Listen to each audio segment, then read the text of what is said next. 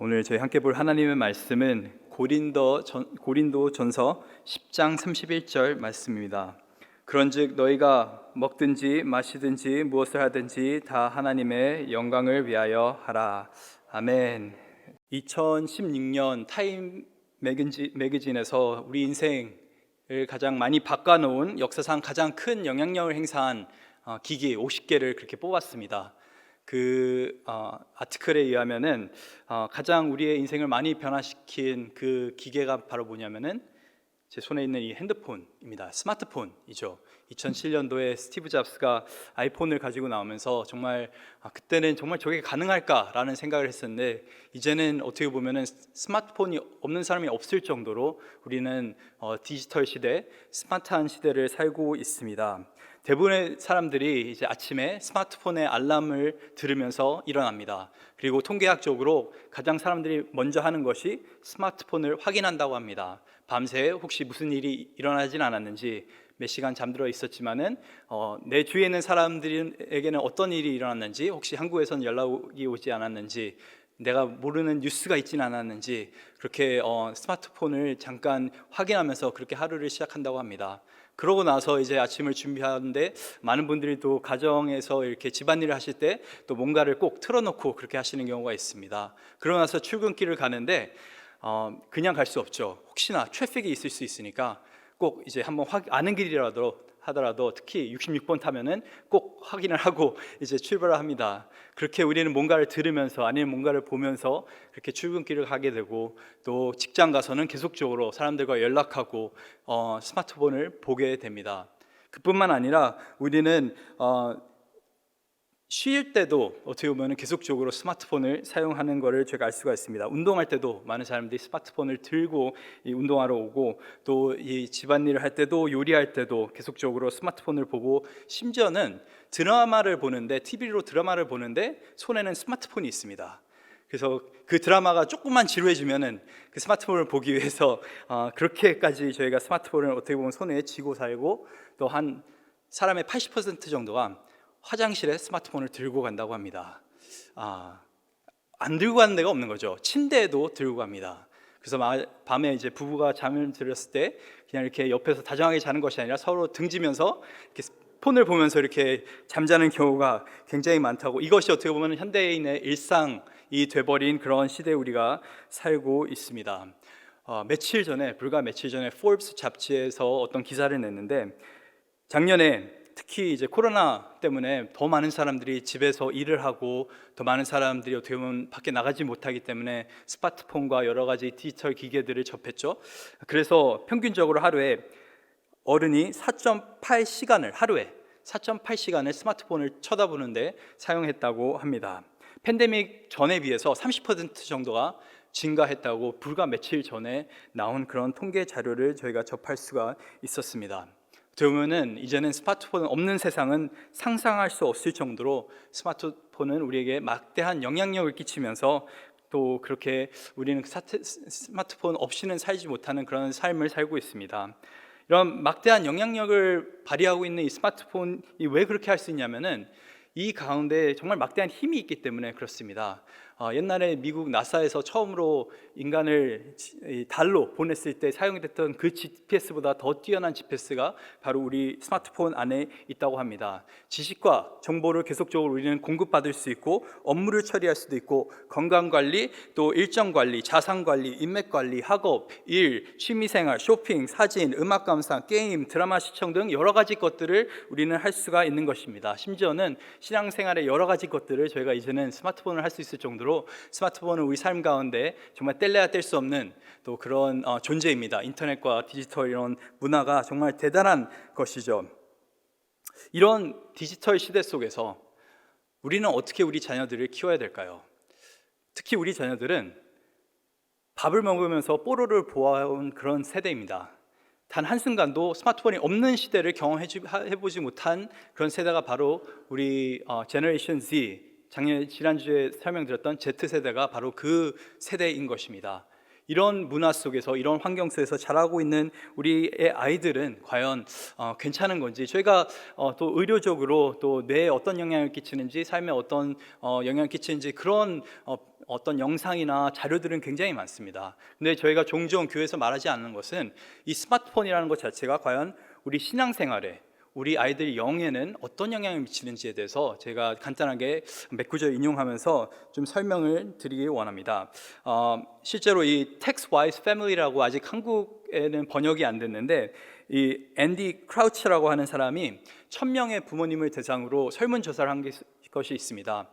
여러분, 아이를 키우면서 가장 힘든 점이 뭡니까? 라고 물어봤을 때 1위로 꼽혔던 것이 아이가 너무 스마트폰을 많이 합니다. 디지털 기계, 또 이런 아이패드 이런 것들, 또 TV 같은 거나 너무나 이런 영상에 사로잡혀서 사는데 그것을 어떻게 조절해야 될지 잘 모르겠다고 하는 게 약 65%의 부모님들이 그것을 가장 아이를 양육할 때 가장 힘든 점이라고 꼽았다고 합니다. 저도 사실 종종 그런 컴플레인을 많이 듣습니다. 우리 아이가 밤에 잠을 안 자요. 또 맨날 게임만 해요. 뭔가 스마트폰에 중독된 것 같아요. 방에 들어가서 나오질 않습니다. 그런 이야기를 제가 굉장히 자주, 그렇게 특히 청소년부를 맡으면서 하면서 굉장히 많이 들었습니다. 이 스마트폰 이를 또 안 줄 수는 없고, 특히 요즘에는 학교에서까지 어떻게 보면 아이패드나 여러 가지 그런 기계들을 사용하면서 이제 수업을 합니다. 필기도구를 갖고 오라고 하는 것이 아니라 이제는 랩탑과 또 아이패드를 가지고 와라고 하는 것이 우리 지금 교육의 현장입니다. 그리고 또 사주고 안 사줄 수가 없는 것이 주위의 아이들이 다 있기 때문에 엄마 왜 나만 안 사줘? 라고 하면 이제 마음이 아프죠. 내 아이만 이게 없는 게 너무 속상한 것입니다.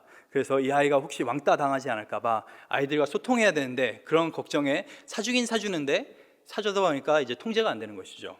통제가 안 되니까 처음에는 협박을 하고 또 압수를 합니다. 근데 그게 나중에는 먹히질 않는 것이죠. 특히 예민한 청소년 시기에는 이거 가지고 싸우는 것이 너무나 피곤하기 때문에 거의 손을 놓고 있는 부모님들이 굉장히 많습니다. 또 청소년 시절에 우리 아이의 프라이버시가 굉장히 중요하니까, 또 우리 아이들이 내 프라이버시가 중요해라고 그런 말을 하기 때문에 아예 우리 스마트폰에 대해서는 개인의 어떤 프라이버시니까 터치 안 하는 그런 부모님들이 굉장히 많은 줄로 알고 있습니다.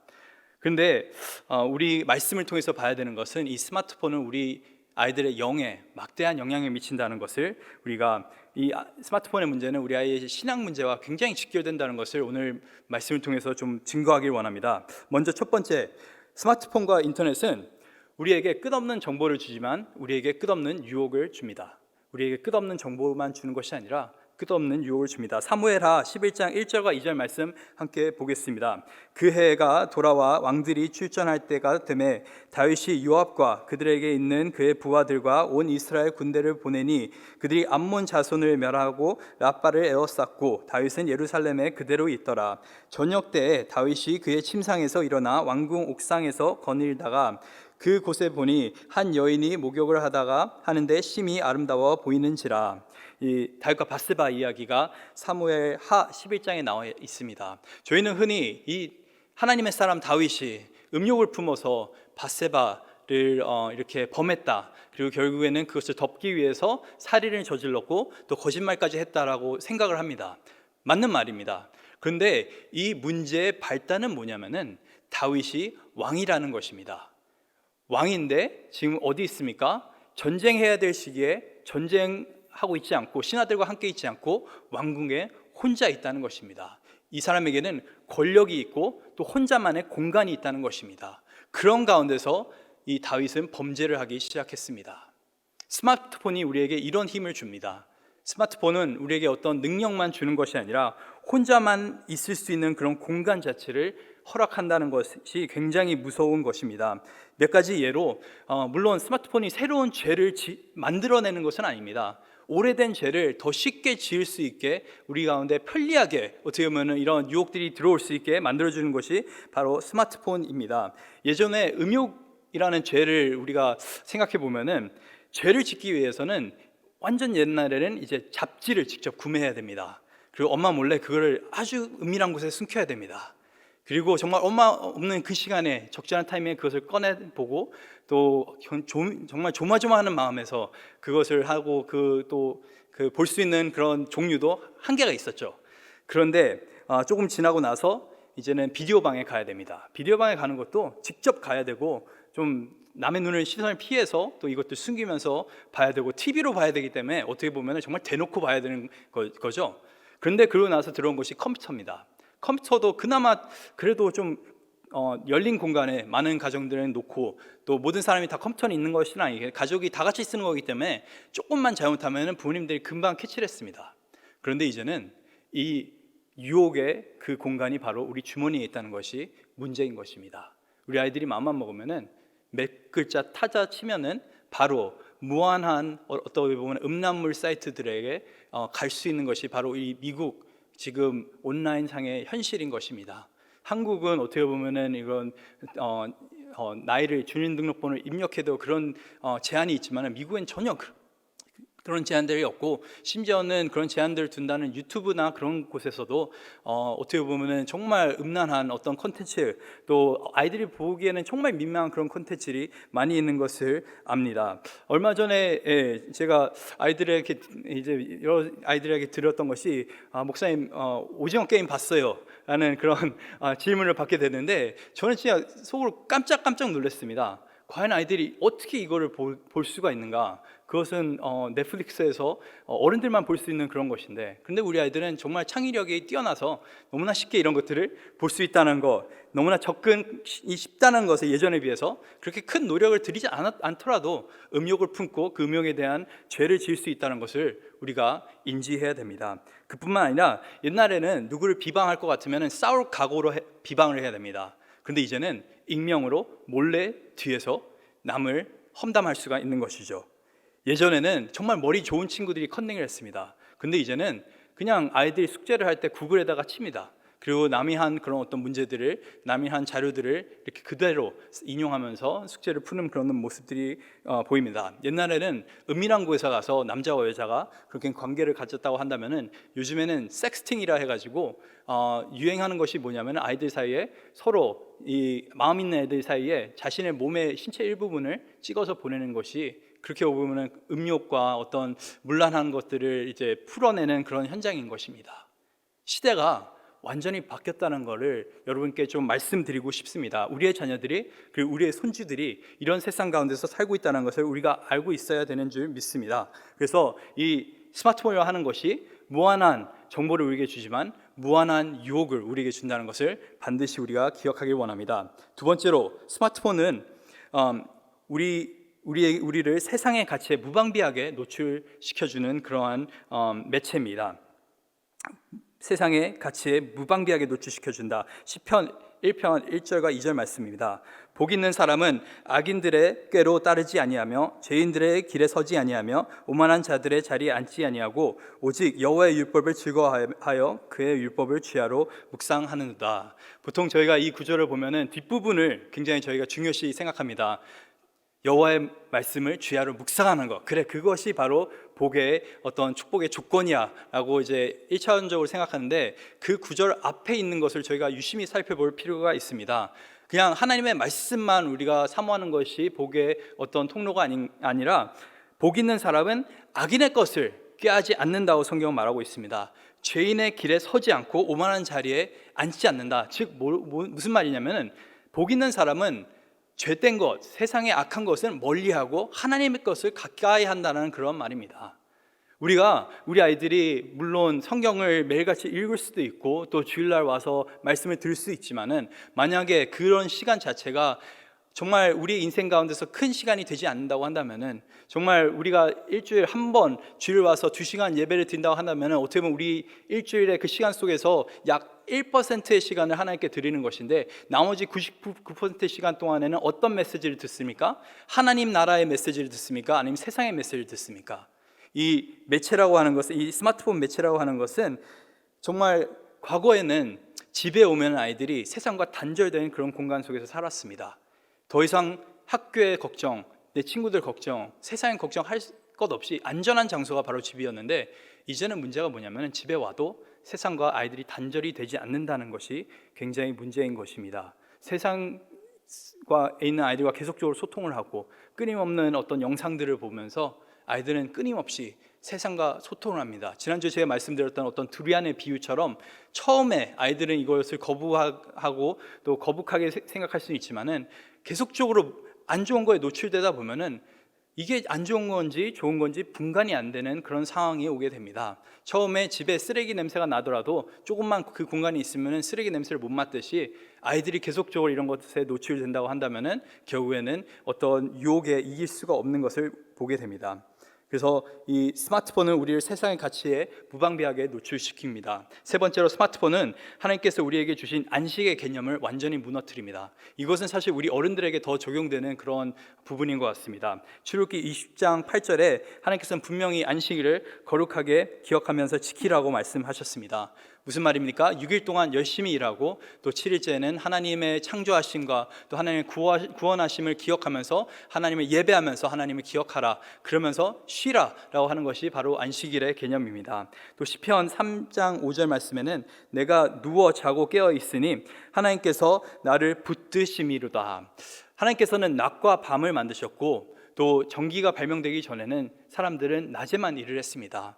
그 말은 뭐냐면은 하루 왼종일 일하는 것이 아니라 하나님께서는 우리 인체에 어떤 흐름 그리고 어떤 리듬을 주셨다는 것입니다. 사람은 무한정적으로 일할 수 있는 존재가 아닙니다. 유한한 그런 존재입니다. 그래서 하나님께서 우리에게 선물로 주신 것이 잠을 선물로 주셨고 또 안식일을 선물로 주셨습니다. 너가 너 힘으로 다 이것들을 할 수 없다라는 것들을 기억하게 만들어주는 것이 내가 하나님이 아니라는 것을, 나의 능력이 무한하지 않고 나의 생각이 무한하지 않고 나의 시간이 무한하지 않다는 것을 인지시켜주는 것이 바로 이 안식의 개념과 잠의 개념인데, 이제 스마트폰 시대에 살고 있는 우리는 이 안식의 개념과 잠의 개념이 완전히 깨어져 버리게 되었습니다. 끊임없이 우리는 일을 할 수가 있습니다. 밤 10시에도 직장 상사가 우리에게 뭔가 연락을 하면 뭔가 일을 처리해야 되는 그런 상황, 또 이제는 전 세계적으로 일을 해야 되는 분들이 굉장히 많이 있죠. 그래서 어떻게 보면 밤낮이 뒤바뀌고 쉼 없이, 특히 코로나 상태에서는 집에서 우리가 일을 많이 합니다. 이제는 직장과 가정이 분리되지 않는 그런 상황 가운데서 우리에게 안식의 개념 완전 무너지게 되는 것이고, 우리 아이들에게도 이 안식의 개념 완전히 무너지게 된 것입니다. 그 말은 뭐냐면은 항상 피곤하고 항상 뭔가 불안하고 항상 조급하고 항상 뭔가 마음 가운데 그런 힘든 것들이 있다라는 것입니다. 우리의 육체가 힘들면은 결국에 우리의 정신이 힘들어지게 되고 영적으로 바로 설 수가 없는 것을 제가 분명히 잘 알고 있습니다. 넷째로 스마트폰은 우리로 하여금 나 중심적인 삶을 살게 만듭니다. 옛날에는 참 내가 좋든 싫든 한 공간에 정해져 있는 그 사람들과 내가 어떻게든 사귐을 가져야 됩니다. 학교에 내 반 안에 있는 그 아이들과 어울려야 되고, 그렇지 못하면은 내가 전혀 어떤 사회생활을 하지 못하기 때문에 우리는 정말 할 수 없이 또 어떤 사람들에게 맞춰주는 그런 사회성을 어떻게 보면 이 학교 현장에서 또 세상의 현장에서 그렇게 배우게 됐죠. 근데 요즘 아이들이 어떻게 사회생활을 하는 줄 아십니까? 온라인으로 합니다. 온라인으로 아이들을 만나고, 또 기가 막힌 것은 한 번도 보지 못한 아이들과 친구를 맺습니다. 근데 이게 왜 편리하냐면은 친구를 맺었다가도 이 아이가 싫으면은 차단을 하면 됩니다. unfriend를 하면 됩니다. 그 말은 뭐냐면은 우리는 더 이상 정말 누군가에게 맞춰서 사는 사람이 아닌 철저하게 나 중심적인 관계를 가지고 산다는 것입니다. 내가 원하는 사람과 말을 하고 내가 싫어하는 사람은 차단할 수 있는 것이 바로 이 디지털 세계라는 것을 제가 알 수 있습니다. 또한 끝없이 나를 위한 콘텐츠를 소비하는 공간이 바로 이 디지털 세계입니다. 이 광고주들이 얼마나 유식하냐면은 내가 검색한 이 구글 창에 넣었던 것들, 내가 봤던 영상들 토대로 나에게 맞춤형의 광고들을 띄웁니다. 우리 아이들에게 맞춤형으로 광고들을 띄웁니다. 그리고 계속적으로 쇼핑몰도 그렇습니다. 어떻게 알았는지, 내가 이 물건을 어떻게 내가 청소기가 필요한지 어떻게 알았는지 자꾸 옆에 광고에 또 위에 광고에 청소기가 막 뜹니다. 그 정도로 이 인터넷이라는 공간은, 특히 이 광고주들은 팔아야 되니까요, 나에게 맞춰진 어떤 정말 내 입맛에 맞는 내 욕망에 딱 걸맞는 그런 것들을 너무나 알맞게 주는 것이 바로 이 스마트폰 또 디지털 세계인 것입니다. 그래서 나 중심적인 생활을 할 수 있게끔 만드는 것이 바로 이 스마트폰 세계고, 마지막으로 이것이 가장 중요하다고 생각하는데, 스마트폰은 우리가 하나님 없이 살 수 있다는 착각을 하게 만듭니다. 하나님 없이 살 수 있다는 착각을 하게 만듭니다. 오늘 창세기 3장 5절과 6절 말씀 우리 한 목소리 한번 읽도록 하겠습니다. 너희가 그것을 먹는 날에는 너의 눈이 밝혀져 하나님과 같이 되어 선악을 알 줄 하나님이 아심이라. 여자가 그 나무를 본즉 먹음직도 하고 보암직도 하고 지혜롭게 할 만큼 탐스럽기도 한 나무인지라. 여자가 그 열매를 따먹고 자기와 함께 있는 남편에게도 주매 그도 먹은지라. 하나님께서는 전지전능하신 하나님이십니다. 그 말은 뭐냐면 전지, 모든 것을 아신다는 겁니다. 전능, 능력이 무한하시다는 것입니다. 그리고 어떤 공간에서도 그 공간과 시간의 제약을 받지 않는 분이 바로 하나님입니다. 그런 하나님이신데 이 아담과 하와의 문제가 뭐였냐면은 궁극적으로 정말 자신이 하나님과 같이 될 수 있다라는 착각에 이들은 선악과를 따먹었습니다. 물론 그 과정이 있었죠. 하나님의 말씀과 하나님의 성품과 그런 것들을 이 뱀이 어떻게 보면 질문하게끔 만들었지만은 결국에 이들이 선악과를 따먹은 이유는 배고파서가 아니었습니다. 저 선악과를 따먹으면 내가 하나님 없이 살 수도 있다. 내가 내 삶의 하나님 되어서 살 수 있다라는 그 생각에 착각에 빠져서 선악과를 따먹은 것이죠. 생각해 보십시오. 스마트폰이 우리로 하여금 뭘 줍니까? 무한한 정보와 지식을 줍니다. 그리고 우리로 하여금 무한한 능력을 줍니다. 스마트폰을 가지고 우리가 해결하지 못하는 문제가 거의 없습니다. 또 공간과 시간의 제약을 받지 않는 그런 삶을 우리 가운데 허락합니다. 이런 상황 가운데서 제가 계속적으로 더 우리 아이들 가운데 발견되는 것은 하나님이 필요가 없다는 것입니다. 내가 질문이 있으면 구글에다 질문하면 되는 것이고, 내가 뭔가를 배워야 되면 유튜브에 가서 배우면 되는 것이고, 또 내가 이 스마트폰 내 손가락 하나로 너무나 많은 것들을 구매하고 살 수 있고 많은 일들을 할 수 있는데, 그리고 나는 어떤 공간의 제약을 받지 않고 시간의 제약을 받지 않고 누군가와 소통할 수 있는데 내가 왜 하나님이 필요해?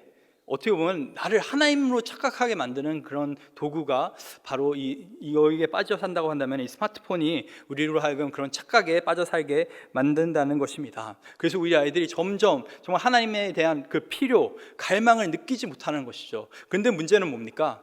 수많은 정보가 인터넷에 있는데 어떤 정보가 올바른지 알 수가 없다는 것입니다. 그게 인터넷의 한계에 있는 것입니다.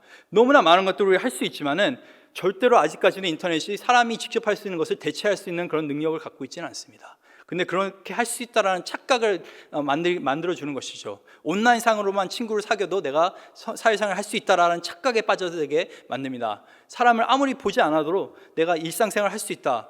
내가 예배 장소에 나오지 않더라도 온라인상으로 충분히 말씀을 듣고 찬양을 하고 헌금을 하면서 신앙생활을 할 수 있다. 그런 착각에 빠지게 만드는 것이 바로 이 디지털 세계의 무서운 점인 것입니다. 그리고 어떤 공간의 제약을 받지 않고 뭔가를 할 수 있다고 하는데, 그럼에도 불구하고 아직까지는 우리가 참 스마트폰을 한다 하더라도 여러 가지 제한들이 있는 것이죠. 놀라운 것은 스마트폰은 멀리 있는 사람을 가깝게 만들어주지만은 가까이 있는 사람을 멀리 있게 만들어주는 놀라운 어떤 영향력을 미치는 것입니다. 우리 아이들이 집 안에서는 정말 집 밖에 있는 멀리 있는 사람들과 연결을 하고 있고 관계를 맺고 있지만 정작 집 안에 있는 내 인생의 가장 중요한 부모님과는 떨어져서 형제들과는 멀리 하고 있는 것이 바로 스마트폰의 놀라운 어떤 참 능력이라는 것을 보게 됩니다.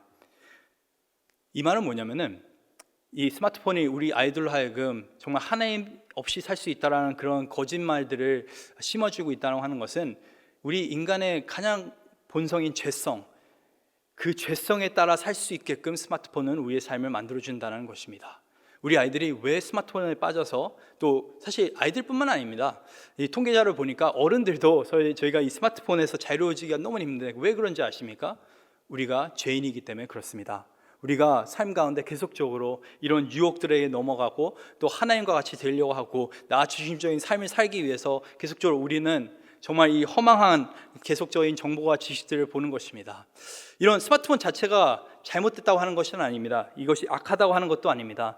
이 스마트폰을 통해서 그리스도의 복음이 정말 그전엔 들어가지 못하는 곳들에 너무나 자유롭게 들어가고 있는 것을 보게 되고, 많은 사람들이 정말 이 스마트폰을 통해서 또 도움이 되는 말씀들을 통해서 또 요즘에는 해외에서는 더 이상 이제 신학교에 올 필요가 없는 것이죠. 너무나 많은 인터넷에 좋은 자료들, 교육 자료들이 있고 저희 교회만 하더라도 코로나 시대에 모이질 못하기 때문에 그럼에도 불구하고 온라인상으로 저희가 성경 공부를 하면서 얼마나 귀한 어떤 은혜를 저희가 누리고 있습니까?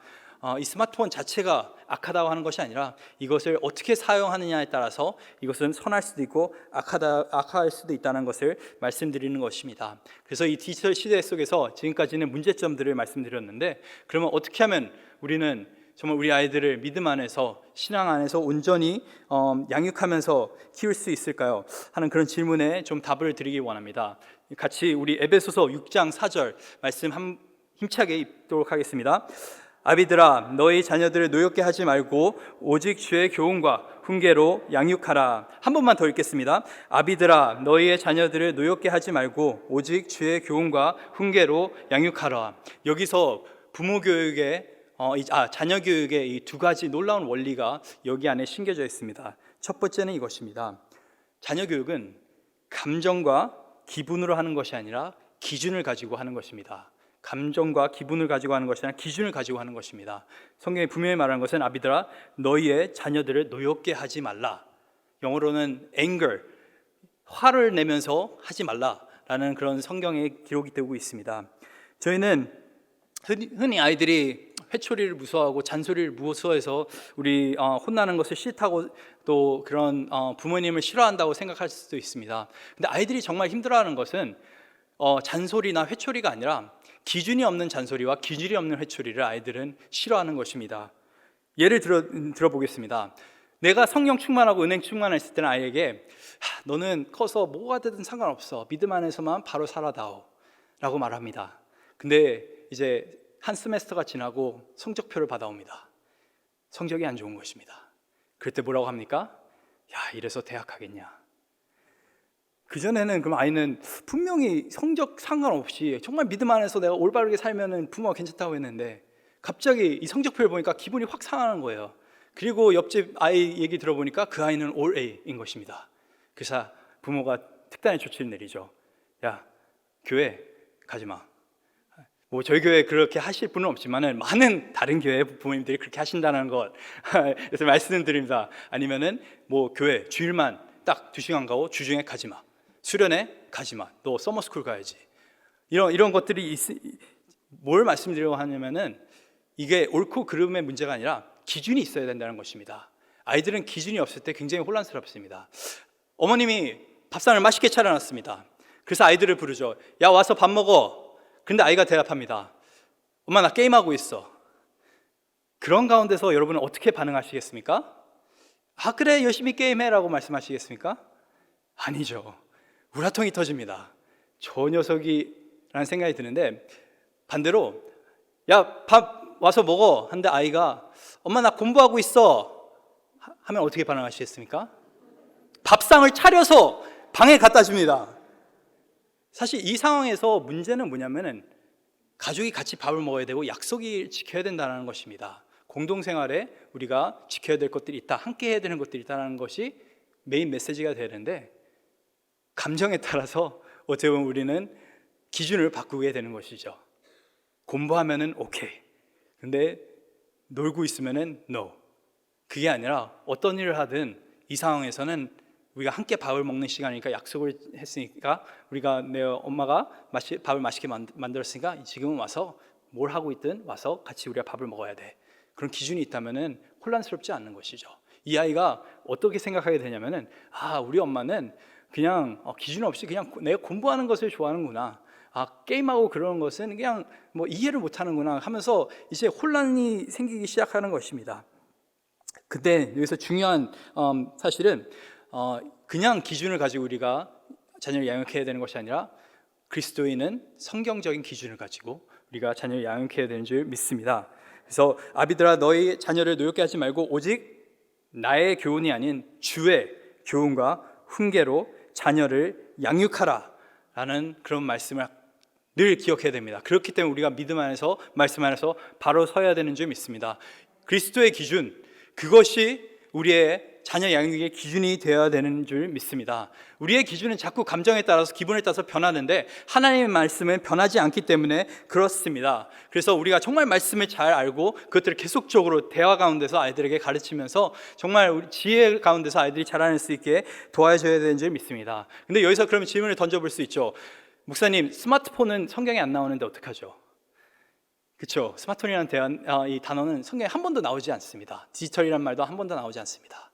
그래서 오늘 본문 말씀이 굉장히 중요한 것입니다. 오늘 본문을 보면은 이 고린도전서 10장에 사도 바울이 이렇게 말을 합니다. 23절에 모든 것이 가하나 모든 것이 유익한 것은 아니요 모든 것이 가하나 모든 것이 덕을 세우는 것은 아니니 31절에 그런즉 너희가 먹든지 마시든지 무엇을 하든지 다 하나님의 영광을 위하여 하라. 성경 가운데 우리 문신의 문제나 여러 가지 디지털의 문제나 다루지 않고 있는 그런 것들이 있습니다. 술 취하지 말라, 이거는 방탕한 것이니, 그러니까 술 먹는 것에 대해서는 우리가 굉장히 잘 다룰 수가 있습니다. 또 서로 사랑하라니까 다툼에 있어서는 우리가 잘 다룰 수가 있습니다. 또 도둑질 하지 말라라고 있으니까 그거에 대해서는 우리가 분명히 기준을 세울 수 있는데, 이 스마트폰에 대해서 또 온라인상의 어떤 활동에 대해서는 기준이 묘한 거예요. 근데 우리가 알아야 되는 것은 하나님의 나라의 이 기준은 뭐냐면은 그냥 옳고 그름의 문제가 아니라 지혜의 문제가 있다는 것입니다. 사도 바울이 얘기하는 것은 이것을 내가 할 수 있지만은 이것이 유익하느냐 무익하냐 이것을 판단하면서 우리가 살아야 된다고 말하고 있는 것입니다. 무슨 말이냐면 이게 덕이 되느냐 안 되느냐, 이거는 지혜의 문제라는 것입니다. 그래서 우리가 아이들에게 이 스마트폰의 문제는 해도 되냐 안 해도 되냐의 문제가 아니라 사실은 지혜의 문제인 줄 믿습니다. 우리 자녀에게 이 자동차를 우리가 자녀들이 보통 16살 때 운전을 하기 시작합니다. 왜 우리 어린아이들은 자동차를 운전을 못하게 하죠? 그 아이들도 갈 데가 있고 놀 때도 있고 친구들을 만나야 되는데 왜 그 아이들에게 우리는 자동차를 선물하지 않습니까? 자동차가 그렇게 유익한데. 자동차는 많은 유익이 있지만은 그에 따른 많은 위험이 있기 때문에 그렇습니다. 그렇기 때문에 어느 정도 기간을 두고 이 아이가 어느 정도 지혜가 쌓일 때 운전을 할 수 있게끔 만듭니다. 자동차 자체가 악한 것은 아닙니다. 자동차를 잘 교통법규에 따라서 운전하게 되면 그것은 선한 것이 되는 것이고, 음주운전을 하면서 어떤 기준 없이 막 폭력적으로 운전을 하게 된다고 한다면 그것은 악한 것이 되는 것입니다. 그와 마찬가지로 스마트폰도 동일한 개념입니다. 저는 개인적으로 스마트폰을 최대한 늦게 아이들에게 줘야 된다고 생각을 합니다. 그 이유는 뭐냐면 이 안에 무궁무진한 유혹들과 그런 위험들이 있기 때문에 그렇습니다. 이게 나빠서가 아닙니다. 하지만 분명히 위험이 있는 것이기 때문에, 또 막대한 어떤 능력이 있는 디바이스이기 때문에 이것을 우리가 신중하게 아이들에게 줘야 된다고 생각을 합니다. 그리고 줄 때에는 분명한 규칙과 기준을 가지고 줘야 된다고 생각합니다. 우리 아이들에게 운전을 가르칠 때 그냥 야 가서 차 몰아봐 라고 하지 않습니다. 뭘 하냐면 직접 옆에 타서 야 이거는 엑셀레이터는 이렇게 밟는 거고 브레이크는 이렇게 밟는 거고 야 그렇게 급하게 턴하지 마 하면서 옆에서 우리가 정말 열심히 아이들의 안전을 위해서 어떻게, 또 교통법규는 어떻게 지키는 것인지 가르치고 나서, 또 시험을 보고 나서 아이들은 비로소 운전을 할 수 있게 됩니다. 그리고 운전했을 때 정말 유익하게 많은 곳에 그게 쓰이는 것이죠. 그 지혜가 없다고 한다면 아이들은 너무나 큰 사고들을 내면서 아마 도로상에서 너무나 많은 목숨들이 아마 잃게 될 것입니다. 그와 비슷하게 스마트폰에 대해서 구입하실 때, 특히 어린 자녀가 있다면, 또 어린 손주가 있다면 분명히 정하셔야 되는 게, 이것을 사줄 때는 기준이 있어야 되는 것입니다. 내가 널 이거 사주지만은 이것 규칙을 지키지 못하면 이것은 너에게 줄 수가 없어. 가장 기본적인 규칙은 제 생각에는 어느 정도 일정 시간 후에는 스마트폰도 잠을 자야 된다라는 것입니다. 인간이 잠을 자듯이 스마트폰도 잠을 자야 된다는 것입니다. 스마트폰도 어떻게 보면 끊임없이 아이들은 이걸 갖고 있고 싶어 하는데 거기서부터 어느 정도는 분리되는 그런 시간이 있어야 된다는 것, 그리고 하루 중에 또 일주일 중에 또 1년 중에 어떤 안식일의 개념으로 아이들이 스마트폰에서 어느 순간에는 좀 멀어져 있을 수 있는 그런 시간들이 필요하다고 생각을 합니다. 그래서 뭔가를 끊어야겠다, 없애야겠다라고 보다는 이 아이들이 정말 지혜롭게 이것을 어떻게 하나님의 영광을 위해서 사용할 수 있는지, 다른 사람을 도우는 데 사용할 수 있는지를 우리가 가르쳐야 되는 점이 있습니다. 그렇게 하기 위해서는 우리가 먼저 스마트폰 중독에서 벗어나야 됩니다. 우리가 먼저 아이들 앞에서 모범이 돼야 됩니다. 우리 아이들이 왜 그렇게 스마트폰을 가까이 하면서 사는 줄 아십니까? 자라나면서 스마트폰을 가까이 하면서 살았기 때문에 그렇습니다. 커가면서 저도 이 심정을 잘 이해하는데, 부모가 힘들기 때문에 아이에게 뭔가를 보여줍니다. 이게 유익해서가 아니라 정말 그 시간 동안, 1시간이라는 그 시간 동안에는 아이들 육아하는 게 얼마나 힘듭니까? 그 1시간의 시간 동안에 나만의 시간을 갖는 게 너무나 소중하기 때문에. 근데 그 시간 동안에 우리 아이는 뭘 하는 줄 압니까? 그 아이는 정말 인격적인 어떤 교류가 아닌 일방적인 어떤 정보를 받으면서 엔터테인먼트를 받으면서 그렇게 살아갑니다. 그리고 그게 1시간이 되고 2시간이 되고 나중에는 아이가 집에 혼자 있으니까 끊임없이 그런 것들이 노출되어 있어서 어떤 현상이 벌어지게 되냐면은 아이가 쌍방 어떤 소통이 아닌 일방 소통에 너무나 익숙해져 버리는 것입니다. 자신의 생각과 자신의 마음을 표현할 수 없을 정도로 아이들은 어떻게 보면은 관계가 어떻게 쌓여야 되는지를 모를 정도로 혼란스러운 그런 시기가 오게 됩니다. 그것을 방지하기 위해서는 우리가 먼저 정말 몸이 피곤하고 마음이 피곤하고 우리 일정이 바쁘다 하더라도 우리 아이들에게 집에서는 정말 의미 있는 시간, 또 하나님의 말씀을 계속적으로 가르쳐 줘야 되는 줄 믿습니다. 참 놀라운 사실은 스티브 잡스가 이 아이패드를 발명했는데 살아생전에 인터뷰를 한 게 있습니다. 그래서 어떤 기자가 마지막에 인터뷰를 하면서 스티브 잡스에게 물어봤습니다. 정말 스티브 잡스, 당신의 자녀들은 정말 자랑스럽겠습니다. 정말 기쁜 마음으로 즐거운 마음으로 아이패드를 사용하겠군요 라고 질문을 던졌는데 스티브 잡스가 대답했던 게 사실 저희 아이들은 아이패드를 사용하지 않습니다 라는 대답을 실제로 이 뉴욕타임스 2014년도에 그걸 기록한 것도 있습니다. 또 이 애플 부회장까지 했던 그런 분도 동일한 말을 했습니다. 내 아이들을 보니까 내가 도대체 무슨 디바이스를 만들었나라는 걱정이 될 정도로 이게 아이들의 삶 가운데 막대한 어떤 영향을 미친다는 것을 이것을 만든 사람들에게까지 인지하고 있는 것입니다.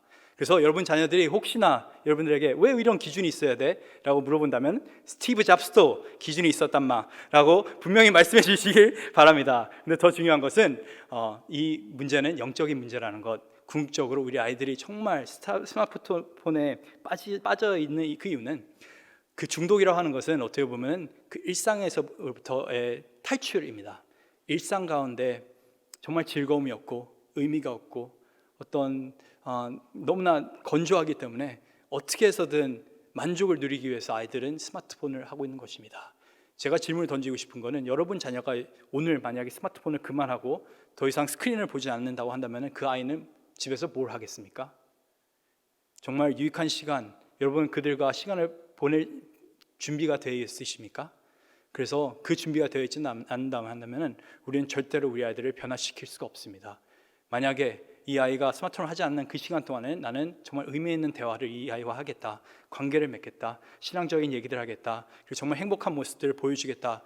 그래서 우리의 어떻게 보면 스마트폰을 뺏으려고 하기보다는 이들의 일상이 너무나 행복해서 너무나 즐거워서 스마트폰에 빠지지 않게 만드는 것이 우리의 목표여야 되는 줄 믿습니다. 그리고 더 나아가서 참된 행복을 그리스도 안에서 볼 수 있게, 맛볼 수 있게 우리가 해줘야지 이 아이들이 이 중독에서 벗어날 수 있을 줄 믿습니다. 그래서 마지막으로 이 텍스트와이즈, 그 책이라는 것에서 아이들에게 질문을 했습니다.